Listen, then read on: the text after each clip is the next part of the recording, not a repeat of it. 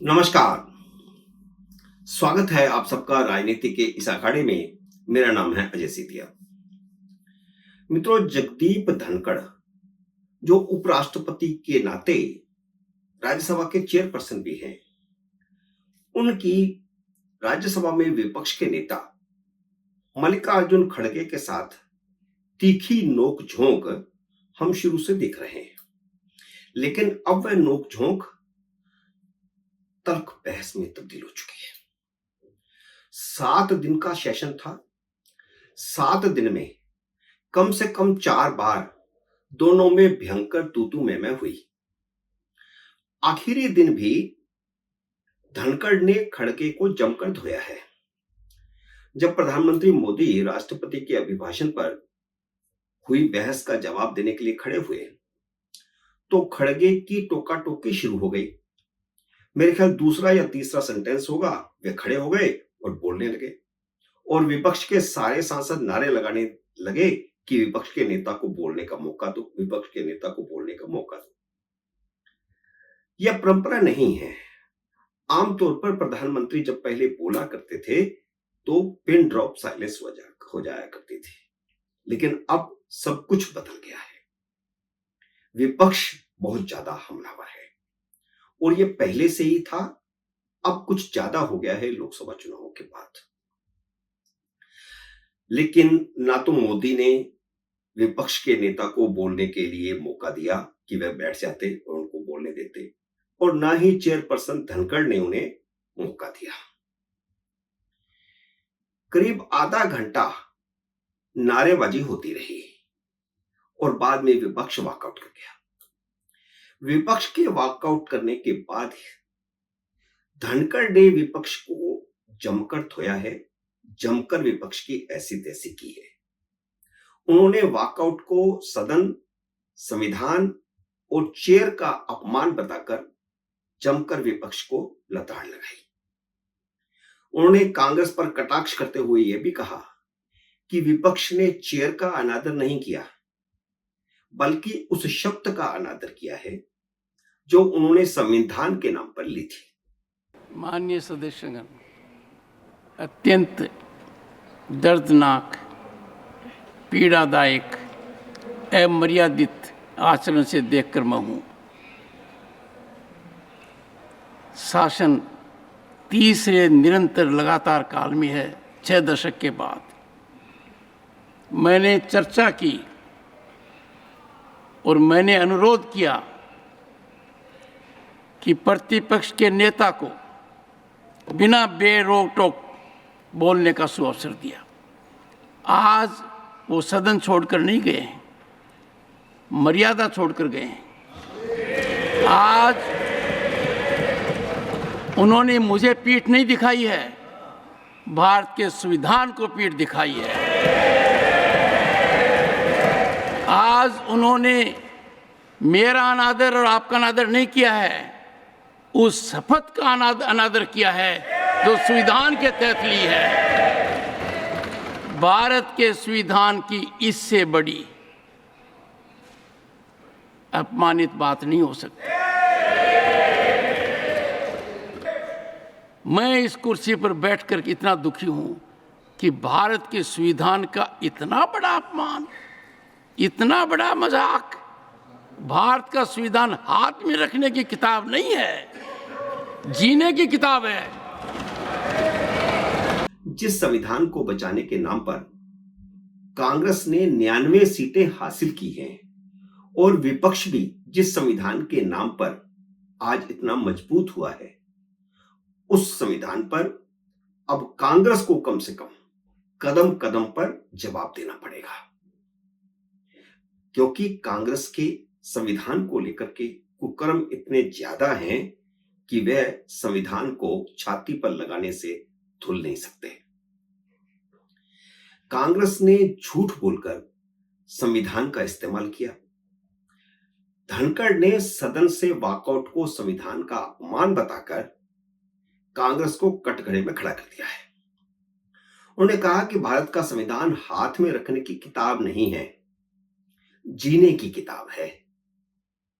धनखड़ की ये जो संविधान को हाथ में रखने वाली टिप्पणी है, वह राहुल गांधी और खड़गे पर ही नहीं, बल्कि समूचे विपक्ष पर है। क्योंकि विपक्ष का हर सांसद लोकसभा चुनाव के बाद संविधान की कॉपी को हाथ में लेकर के घूम रहा है। यहां तक कि जब शपथ ली गई सांसद के नाते, तब भी सभी सांसदों के हाथ में संविधान था, वो उसको दिखा रहे थे, जबकि शपथ तो हमेशा संविधान के नाम पर ही ली जाती है। इसके बावजूद सिंबल के तौर पर उसे दिखाया गया। एक दिन पहले भी खड़गे उस समय धनखड़ से उलझ गए थे, जब बार बार टोक रहे जयराम रमेश को धनखड़ ने ज्यादा ही बुद्धिमान बताते हुए कहा था कि आप विपक्ष के नेता बन जाओ, आप बहुत इंटेलेक्चुअल हैं, आप बहुत समझदार हैं। उनके कहने का मतलब यह था कि जब विपक्ष के नेता बैठे हैं तो वह खड़े होंगे, जयराम रमेश बार बार क्यों खड़े हो रहे हैं। धनखड़ का मतलब सिर्फ इतना था। हालांकि यह जयराम रमेश को अपमानित करने के लिए कहा गया था, लेकिन खड़गे ने उनके इस बयान को ट्विस्ट कर दिया और ट्विस्ट करते हुए कहा कि क्योंकि वे दलित हैं, इसलिए धनखड़ ने यह टिप्पणी की है। वैसे तो खड़गे 81 साल के हो गए हैं, लेकिन उनके इस इंटरप्रिटेशन से उन्होंने साबित किया है कि वह सठिया चुके हैं। अब अभी सठियाए हैं या पहले के सठियाए हुए हैं, लेकिन वे सठिया चुके हैं। अपने सठियाने का सबूत देते हुए खड़गे ने यह भी कह दिया गुस्से में आकर के कि मुझे आपने विपक्ष का नेता नहीं बनाया, ना ही जयराम रमेश ने बनाया है। अपने बगल में बैठी हुई सोनिया गांधी की ओर इशारा करते हुए उन्होंने कहा कि मुझे इन्होंने विपक्ष का नेता बनाया है। आखिर जयराम रमेश पर खड़गे क्यों भड़ गए हैं? क्या कांग्रेस के भीतर एक राहुल लॉबी है जो खड़गे के खिलाफ कोई अभियान चला रही है? क्या उस लॉबी का नेतृत्व जयराम रमेश करते हैं? कुछ ना कुछ तो चल रहा है कांग्रेस के भीतर, या फिर कांग्रेस के भीतर खड़गे को जातिगत नजरिए से देखा जाता है, जिसकी भड़ास उन्होंने सदन में निकाल दी और सोनिया गांधी की मौजूदगी में निकाल दी, जो उनकी बिल्कुल बगल में बैठी थी। ऐसा नहीं होता है कि अपनी ही पार्टी का अंदरूनी मामला सदन में डिस्कस किया जाए या उसे उजागर कर दिया जाए, लेकिन खड़गे ने यह किया है तो अंदर कुछ ना कुछ ज्यादा ही चल रहा है।